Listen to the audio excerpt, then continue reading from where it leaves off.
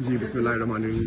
یہ علی محمد خان صاحب آج عدالتی احکامات ہوئے کہ علی محمد خان صاحب کو ریلیز کر دیا جائے. ان کے خلاف انسداد دہشت گردی عدالت نے کیس کو ڈسچارج کر دیا تھا. اب انٹی کرپشن والے علی محمد خان صاحب کو 5ویں بار گرفتار کرنے کے لیے آئے ہیں. تو آپ دیکھ سکتے ہیں کہ کس طرح سے اس ملک میں قانون اور رول آف لا کی دھجیاں اڑائی جا رہی ہے.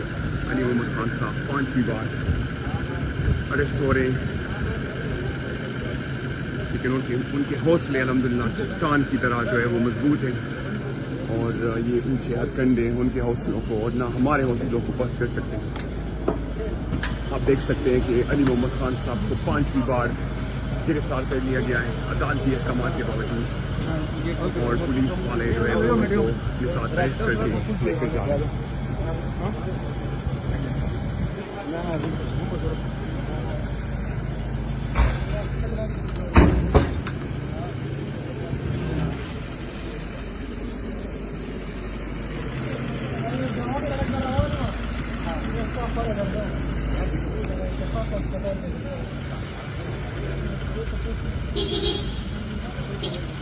قرآن کی ایک آیت ہے کہ وَقُلْ جَاءَ الْحَقُّ وَزَهَقَ الْبَاطِلُ إِنَّ الْبَاطِلَ كَانَ زَهُوقًا، کہ فرما دیجئے میرے حبیب کہ جب حق آتا ہے تو باطل مٹ جاتا ہے، اور باطل تو ہے ہی مٹنے کے لیے. انشاءاللہ بہت جلد یہ تاریک رات پناہ ہوگی، اور انشاءاللہ ایک نئی صبح طلوع ہوگی، اور انشاءاللہ پاکستان اور اس ملک کی تقدیر بدلے گی.